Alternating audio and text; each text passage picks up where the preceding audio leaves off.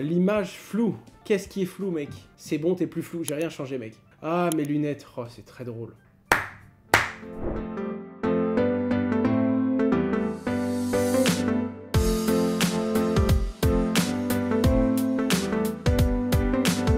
Globalement, le Bitcoin toujours au-dessus des 20 000 $ et l'Ether au-dessus des 1150, ça stagne, ça remonte au-dessus des 21 000, ça redescend légèrement en dessous des 20 000. En attendant, on est toujours dans le même rebond, donc on attend vraiment de voir la prochaine tendance se dessiner. On peut dire que ça a très légèrement rebondi depuis la chute. Léger, hein, on est passé de 17 000 à 20 500, on n'est pas certain de sur quel pied danser, donc on attend. Pour l'instant, il y a tout simplement, comme je vous l'ai dit, hein, aucune certitude sur ce qui va se passer. Certains s'attendent à ce que ça descende plus bas et donc gardent de la liquidité pour racheter et pour rentrer à nouveau. Et de la même façon, certains ont déjà pris une position ici, au cas où le cours se redresse petit à petit à travers le temps, quoi. FTX en super-héros, ça pareil, dans la vidéo de ma chaîne principale, j'en parle, donc on va aller assez vite dessus. Mais FTX, Alameda Research, hein, le groupe qui est au-dessus d'FTX aussi, qui joue les héros et qui renflue la caisse de plusieurs structures, notamment BlockFi et également Voyageur. Et en plus, j'ai fait la vidéo complète dans laquelle j'en parle. C'est vraiment très intéressant, je pense que ça vous plaira. Je vous l'explique dans cette vidéo, mais en gros, FTX ne fait pas que sauver les meubles, ils prêtent de l'argent. Et on avait un gros doute sur le fait qu'ils allaient probablement prendre du capital. C'est-à-dire qu'ils prêtaient de l'argent en échange de devenir actionnaires, investisseurs et de racheter un morceau de ces entreprises. On n'a pas le détail. En attendant, ils ont déjà tweeté en annonçant qu'il y aurait des partenariats forts qui seraient annoncés. Et autant vous le dire, il y a déjà eu un petit message de BlockFi en disant « Oh, peut-être qu'on va faire un truc avec FTX, que ça va aller plus loin qu'un simple prêt. » Donc je pense que FTX est simplement en train de poser ses pions, quoi. Solend, alors pareil. Alors Solend, j'en ai pas parlé dans la vidéo, ou en tout cas, je n'ai pas parlé en profondeur. Ce qui s'est passé sur Solend, par contre, on en a parlé dans les derniers pros des cryptos que je vous invite à regarder parce qu'on a bien débriefé le truc. En l'occurrence, pour faire simple, un utilisateur avait une très grosse position. Une position énorme, d'accord? Et sur un protocole de DeFi. Sa position allait se faire liquider. Si sa position allait se faire liquider, le protocole allait récupérer moins d'argent que ce que l'utilisateur avait mis. Et en plus de ça, ça allait faire une chandelle énorme parce que quand ça allait activer la liquidation, ça allait baisser drastiquement le prix du Solana sur le marché. Donc, ils ont fait un vote et dans ce vote, ils ont proposé de déboucler eux-mêmes la position et de la vendre en OTC. Ça pose deux problèmes. Déjà, un truc du, moralement, ouais, c'est bien d'arrêter ce bonhomme-là parce que sinon, ça va éclater le marché. D'un autre côté, la finance décentralisée, à quel moment c'est le protocole qui choisit de liquider un utilisateur qui n'est pas encore au seuil de liquidation? C'est de la finance décentralisée. C'est pour que ce genre de choses n'arrive pas qu'on fait de la finance décentralisée. Ça a grincé un peu des dents parce qu'apparemment, quand ils ont fait un vote, il y a une grosse adresse, notamment le protocole lui-même, qui a voté positif à hauteur de 90%.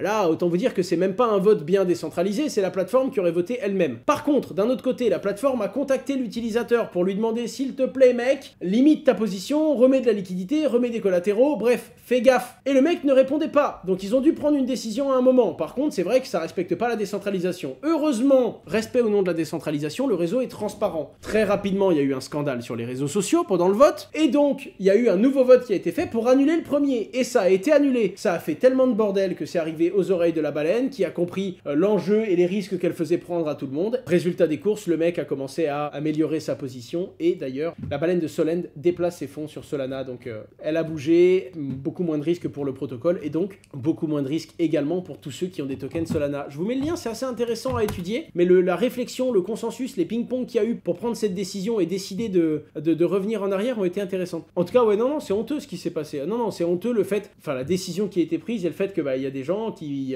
pensaient être sur un protocole décentralisé chez Solend, ils ne se sentent plus décentralisés, quoi. C'est triste à dire, mais vous savez, c'est un truc important du monde de la crypto-monnaie. C'est bien beau quand il y a une pandémie d'imprimer de la monnaie, mais c'est simplement régler un problème court terme pour le payer plus tard, dans des conséquences qu'on maîtrise pas. C'est bien beau quand la bourse s'effondre de pouvoir mettre en pause la bourse pour calmer les esprits et la relancer et que ça se passe bien. Il y a certains cas où on peut dire oui, ça peut avoir un avantage. Mais à un moment, quand il y a un problème, le fait qu'on utilise des solutions artificielles pour ne pas assumer la perte ou pour ne pas prendre la baisse dans la gueule, c'est bien parce que ça nous calme court terme, mais on le payera plus tard d'une façon ou d'une autre, d'accord? Alors que le monde de la crypto-monnaie, qu'on aime ou qu'on n'aime pas, quand les gens ont peur, ça s'effondre, ça se pète la gueule. Quand les gens ont confiance, ça monte, ça prend de la valeur. Tether qui après avoir fait l'euro coin, ah d'ailleurs j'ai envie de voir s'il est disponible sur le marché, tiens. Il n'est pas encore disponible. Je crois qu'il est disponible sur FTX. Hein. Je reviens là-dessus. Maintenant, c'est Tether qui lance le livre sterling. Hein. Donc Tether, ils ont maintenant le dollar, l'euro. Ils ont également le livre sterling. Je ne sais pas s'ils en font d'autres. Enfin, je sais qu'ils font le Tether Gold.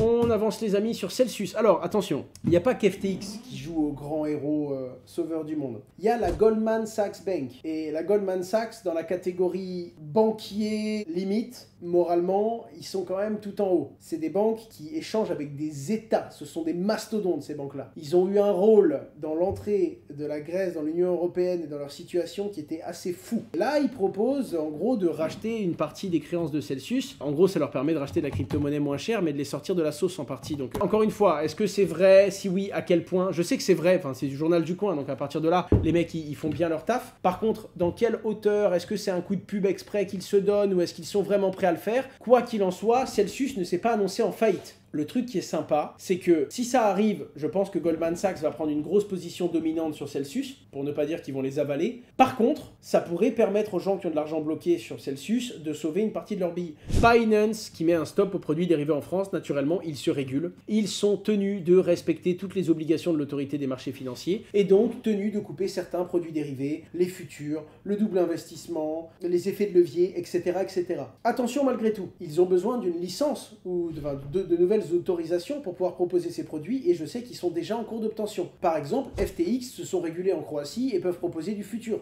Donc je sais qu'ils sont déjà sur cette piste et qu'ils le proposeront assez rapidement. Ils essayeront de proposer un maximum de produits. Pour ceux qui utilisent ça, sachez que ce sera momentané. À savoir également, la société française de Binance s'appelle Binance Future. Donc ils ont bien prévu d'avancer là-dessus, quoi.